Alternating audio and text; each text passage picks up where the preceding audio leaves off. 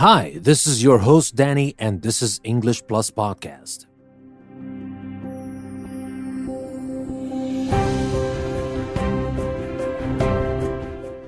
Do you know the meaning of equator, era, forswear, infiltrate, irreversible, meteorological, penetrate, precise, synthetic, and thaw? Do you know these words? Do you want to learn the meaning of these words in context? Well, you're in for a treat because we're going to learn the meaning of these 10 new words in the context of a story about a hole in the sky. And we're talking about the ozone layer. So our story today is a little bit scientific, but it's very important and everybody should know about it. So if you're interested, join me in today's episode, Word Power, Hole in the Sky from English Plus Podcast. Welcome to a new episode from English Plus Podcast, where you get to learn English, business, culture, literature, and a lot more. Two things to remember: that you will always find extra practice on our website, EnglishPlusPodcast.com, and don't forget to support us on Patreon to help us keep our content free forever. And now, this is your host, Danny, and let's enjoy a new episode from English Plus Podcast.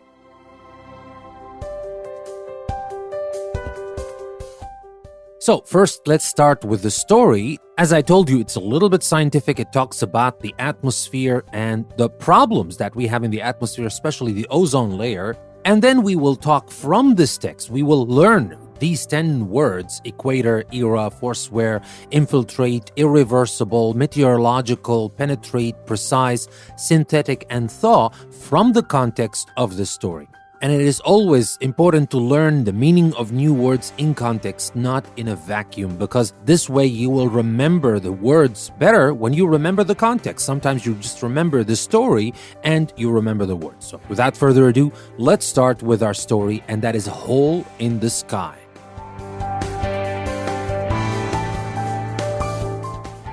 Millions of years ago, the Earth experienced a catastrophe that resulted in massive global cooling. Eventually, all the Earth's water froze. This era is known as the Ice Age. Scientists believe that a meteor struck the Earth with such force that it sent a great cloud of dust into the Earth's atmosphere, effectively blocking the sun's light and heat. This, in turn, caused the Earth's atmosphere to drop low enough to cause global freezing.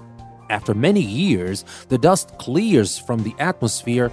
Once again, the sun's warmth was able to penetrate the clouds. The ice melted, except at the Earth's two poles, areas too far from the sun to experience temperatures high enough to cause thawing. The climate of the Earth is precisely balanced to support a variety of life forms that depend on a range of temperatures.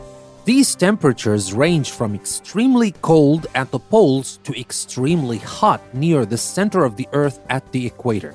The layers of the Earth's atmosphere act as a filter to allow only as much sunlight as needed to maintain this balance. Unfortunately, the growth of fuel-burning industries and an increase in previously unknown synthetic compounds have altered this filter. The layer of the atmosphere that screens excessive sunlight is the ozone layer. Ozone is a compound made up of 3 oxygen molecules. It tends to break down when it is attacked by chlorine, a chemical released by the propellants in aerosol sprays and coolants in air conditioning units. Widespread use of aerosol sprays and air conditioning has already caused irreversible damage to the ozone layer.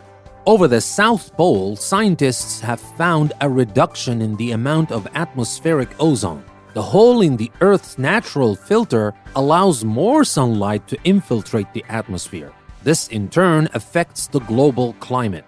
The resulting warming is suspected to be the cause of numerous incidents, from the melting of the polar ice caps to an increase in tropical storms. These and other meteorological events all threaten to disturb the balance the Earth's climate must maintain. If this balance is disrupted, life forms all over the planet will be affected. Numerous scientific and environmental groups have asked that people forswear the use of aerosol sprays and certain coolants in the hopes of halting the dangerous loss of ozone in our atmosphere. So that was our story about the hole in the sky, which is the hole in the ozone layer, which everybody knows about, but maybe not all of you know exactly what's happening and what we can do to reduce the level of damage that is being caused every day. Now, as I said here, and as we will talk about it, the damage is unfortunately irreversible. We can't do anything about it. What's damage is damage, but what we can do now is limit and even stop the damage, because that is going to affect life on Earth as we know it. We might come to a day when life on Earth might be impossible. We don't want that, right? Maybe some people don't care today because they say this is not going to happen in the next 100 years. Maybe it's not going to happen in the next 100 years. Maybe it is. Who knows? But even if it's going to happen in 200 years or in 300 years, well, ask yourself this question: why are we here today? Why are we enjoying all these luxuries that we have nowadays? It is because of the effort of the people who lived before us. I'm not saying that people did this just because they like us or because they wanted to provide us with a better future. Maybe because these were commercial opportunities for them and they created all this stuff. But we should know that we are here today because of these people. Because these people did something that was not going to affect their lives, but it was going to affect the lives of posterity. And today we are this posterity. Let's think about posterity. Let's think about future generations for a second. Even if we're not going to be alive then, they might be remembering us for something good we did for them. Anyway, let's talk about the 10 words that I promised you I will talk about. And again, these words are era, penetrate, thaw, precise, equator, synthetic, irreversible, infiltrate, meteorological, and forswear.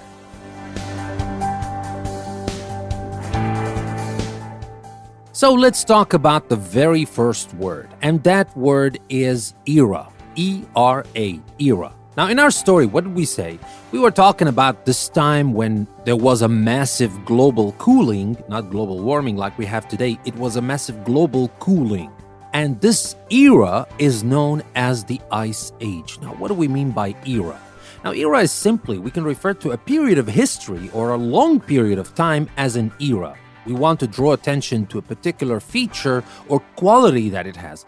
It is simply like we're saying an age, a time, a period, a stage in history. But because it is long, usually long, and very important, or because it has some special features like this era, we're talking about the Ice Age here. So we can call this an era. So this era, E-R-A, this is the meaning of it. And as I said before, it's easier to remember it in context because now when you want to remember the word era, you will remember Ice Age. And you will remember our story in general, and it will be easy for you to remember. But of course, if you want to make this word and the other 9 words that we will talk about permanent, you can go to our website, EnglishPlusPodcast.com. The link is in the description, and it is not just a link to our website and you just go there and try to find something. No, it is a link to the custom post we created for this episode. The custom post has everything you need to practice, learn, review, and later you just come back to the post so that you can just remember what you learned. And in this post, we will have interactive activities, the text we use today, obviously,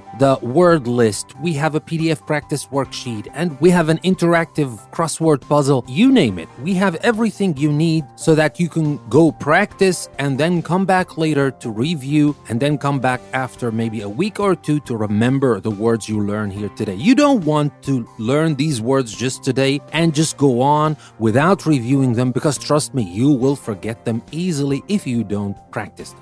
That being said, let's continue with our next word, and this word is penetrate.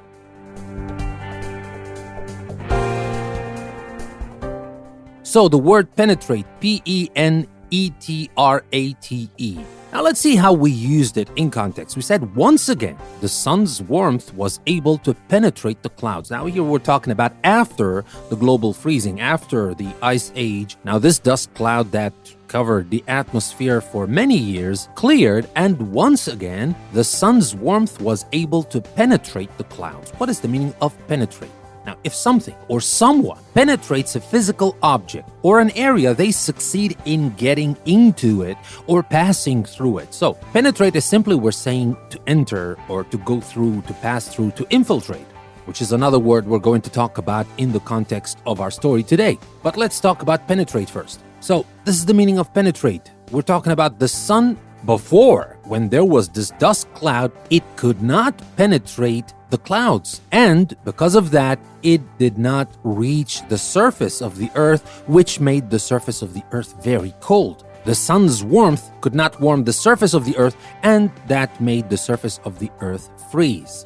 But when it was able to penetrate the clouds, when it was able to enter or to go through the clouds once again after this dust cleared from the atmosphere, the ice melted except for the poles. And now that brings us to our next word, and that is thaw.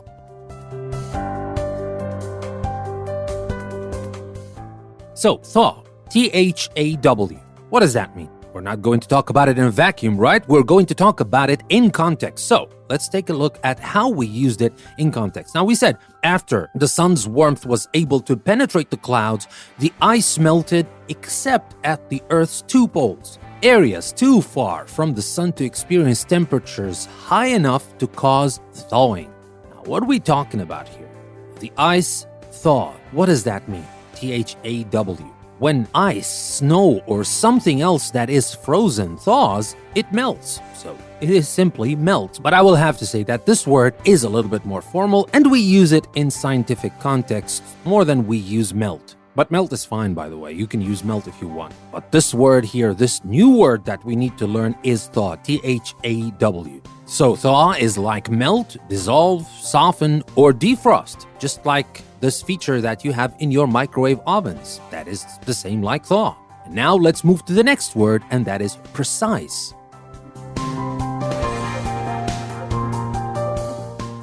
So precise, P-R-E-C-I-S-E. Remember, C-I-S-E, not S-I-C-E, okay? Because that's a common spelling mistake. So how did we use this word in our context? Now, we said the climate of the Earth is precisely balanced to support a variety of life forms that depend on a range of temperatures. Now, this balance is not just something that is random or it can be anything, and no matter how hot or cold it gets, it's fine. The atmosphere of the Earth will figure it out. The Earth will figure it out, and we will be fine. No, it's not. This is not the truth. The climate of the Earth is precisely balanced. You can't change the balance. If you change the balance, some catastrophes are going to occur.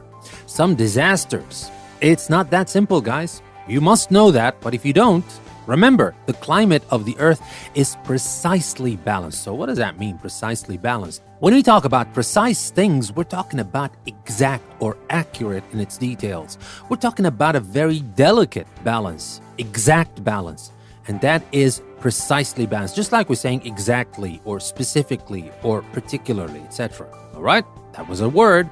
Now for our next word, and that is equator.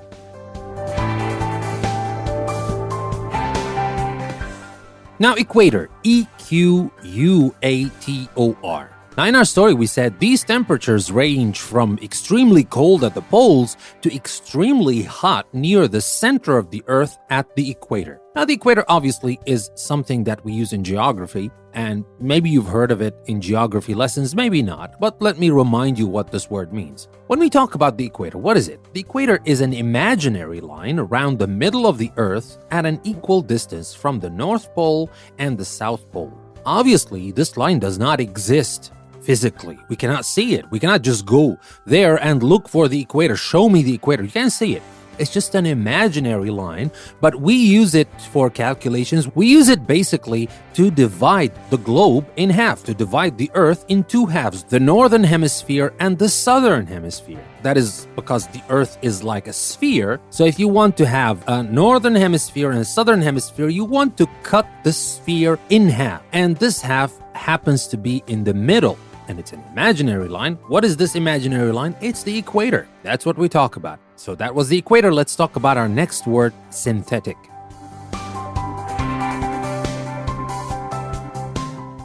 Now, synthetic, S-Y-N-T-H-E-T-I-C. How do we use that in the story? We said, unfortunately, the growth of fuel-burning industries and an increase in previously unknown synthetic compounds have altered this filter. We're talking here about this great filter that we have, the natural filter, which is the ozone layer. But remember, our word is synthetic. What are we talking about? Are we talking about natural compounds here? No, obviously not. When we talk about synthetic, like synthetic products, these are made from chemicals or artificial substances rather than from natural ones. These synthetic compounds. Now remember, in our story we talked about the propellants in aerosol sprays and air conditioning units. These are synthetic. These are not natural. So that is the meaning of synthetic. Of course, synthetic can be used for a lot of other things. If you want to talk about artificial material, manufactured, fake, man-made, you want to talk about these things, you can say synthetic in most cases. So that being said, let's move on to our next word, irreversible.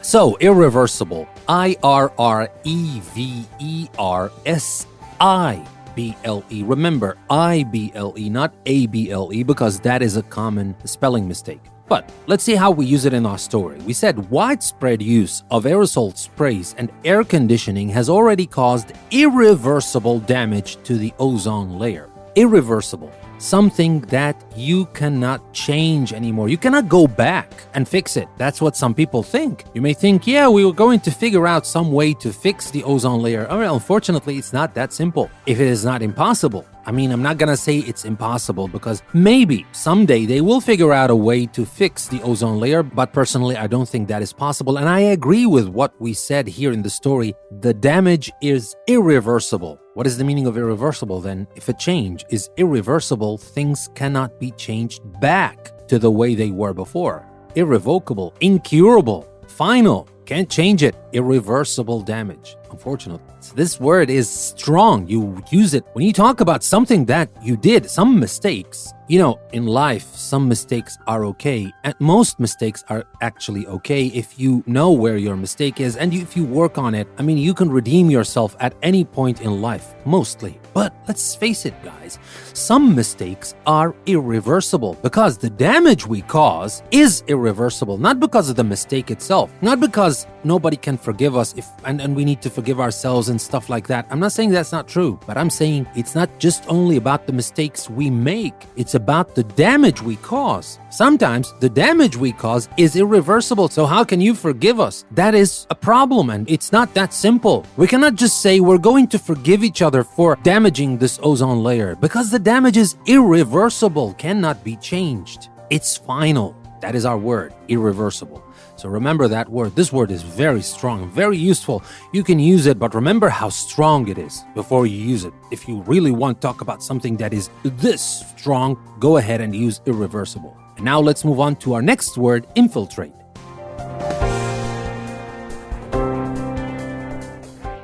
Now, infiltrate is pretty much like penetrate with a slight difference. Now, here let's first see how we can spell it. I-N-F-I-L-T-R-A-T-E, infiltrate. Now, in the context of our story, we said this hole in the Earth's natural filter allows more sunlight to infiltrate the atmosphere. So, what do we mean by that? Now, obviously, infiltrate here simply means penetrate, just like the word penetrate we used before. To infiltrate is to move slowly into a substance, place, system, or organization. Now, that being said, I will have to also tell you what infiltrate is more commonly used for. We can definitely use it in this context we're talking about here, but usually we talk about people infiltrating places or organizations. We're talking about spycraft. If they infiltrate into this organization or this place, they enter it secretly in order to spy on or to influence it or something like that. That is to infiltrate. That is the more common meaning of infiltrate, or like in this context, it simply means to penetrate. Just like we talked about penetrate before, we can say infiltrate. And that brings us to our next word, meteorological.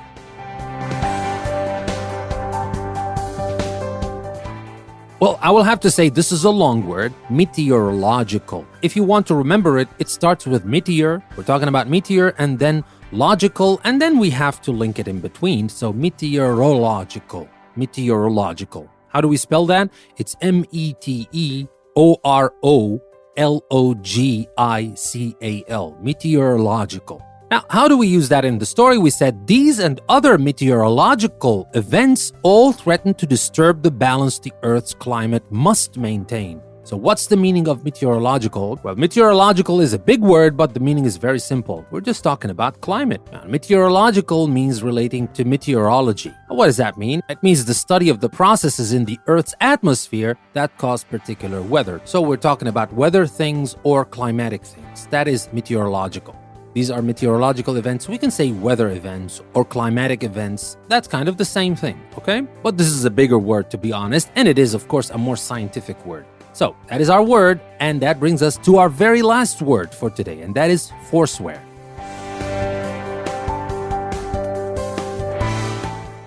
So the last word for today, forswear, F-O-R-S-W-E-A-R,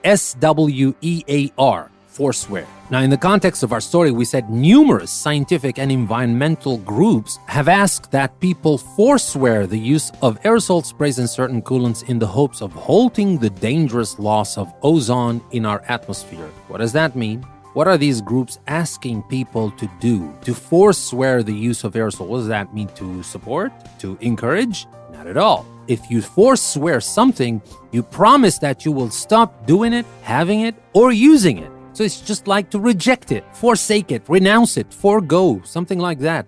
If you forswear the use of aerosol sprays, you promise you're not going to use that anymore because you know that is a bad thing to do. Like when you forswear smoking, for example, but this is a formal word, I have to say, because usually you can use promise or try to quit or something like that. But here it's not about quitting, it's about something else. Remember, you promise that you will stop doing it, you will stop having it, you will stop using it. And here we're talking about aerosol sprays and certain coolants. And with that being said, we've reached the end of our episode, and that is everything I wanted to share with you. Remember, we talked about these 10 words. Let me remind you again what these words were. We talked about equator, we talked about era, we talked about forswear, infiltrate, irreversible, meteorological, penetrate, precise, synthetic, and thaw. Now, remember these words, and again, if you want to practice, if you really want to add these words to your permanent vocabulary bank, this bank that you can use in your writing and speaking, not just you understand what you read or listen to, and that is a great thing, of course, but you would want to add these words to your active vocabulary bank, the vocabulary you use, not only the vocabulary you consume, all right? So if you want to do that, remember, we have a link in the description of this episode that will take you to our website, EnglishPlusPodcast.com. In the custom post we created for this episode, you will find everything you need to practice and master these words. We have interactive activities, a PDF downloadable worksheet, an interactive crossword puzzle, the words themselves, the text, you name it. Whatever you need, it's there. Just go there, take the link, and take your English with it to the next level. Now, that being said, let me thank you very much for listening to another episode from English Plus Podcast. This is your host, Danny. I will see you next time.